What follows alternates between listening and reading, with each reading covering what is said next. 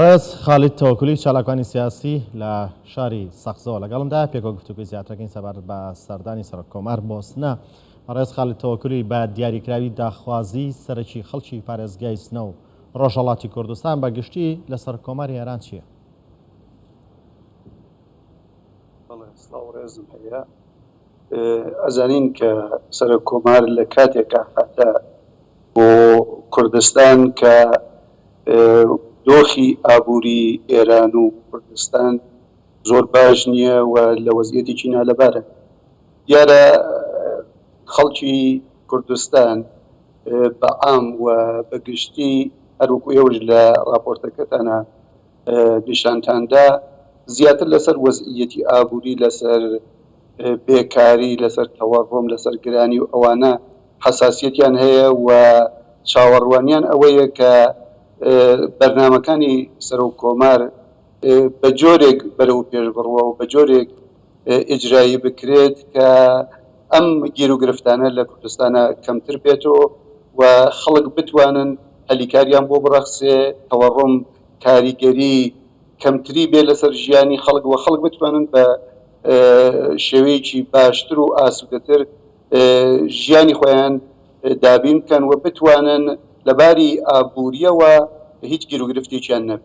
بەڵێ پێشتریش و ڕەنگە ئێستا شێکی لە داواکاریەکانی کورد لە ڕۆژهەڵاتی کوردستان و بە تایبەت مامۆستایان پرسی زمانی کوردی بێت کە ئەویش مادەیەکی دەستوریە، بەڵام سەرۆک کۆمار باسییان پرسەی نەکرد. بۆ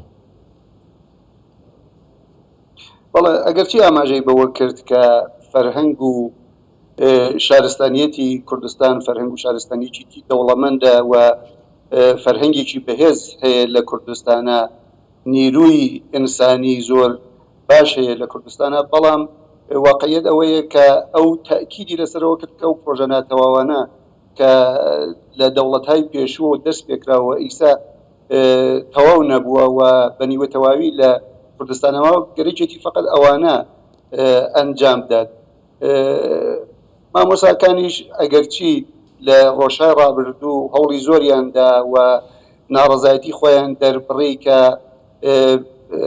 بتوانن زوانی کوردی یا داخوازی فەرهەنگیەکان بکەن بە مەسئلەیەکی ئەساسی لە کوردستانە، بەڵام زیاتر لە چوارچێوەی سنفیا ماوە ئەوەی کە ئیسا داخوازیە کرێت لە سەرۆک کۆمار داخوازی سنفی فقط مامۆستایان نیە. مامۆستایان بیر و بۆچوونی خۆیان ساڵهای ساڵە دەربڕیوە و ئەو داخوازیان مەترح کردا، ئەمە بەداخەوە جێبەجێ نەکراوە.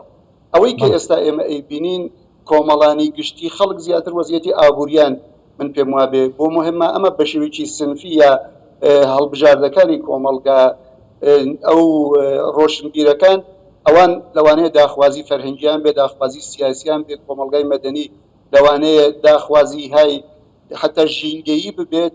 ئەمە ئەوەی کە ئێستا ئێمە لە سەفەری سەرۆک کۆمارە دیمان و ئەزانین کە خەڵکیش بەگشتی لەوانەیە وەکو سەرەکی ترین گیر و گرفت ماشای بکەن، گیر و گرفتی ئابووریە پێم وایە. بەڵێ کابینەی ئیبراهیم ڕەیسی دەتوانێت ئەو هەموو کێشە کەڵەکە بوانەی ڕۆژهەڵاتی کوردستان چارەسەر کا پێت وایە دەبێ هەنگاوی کردداری چی بێت؟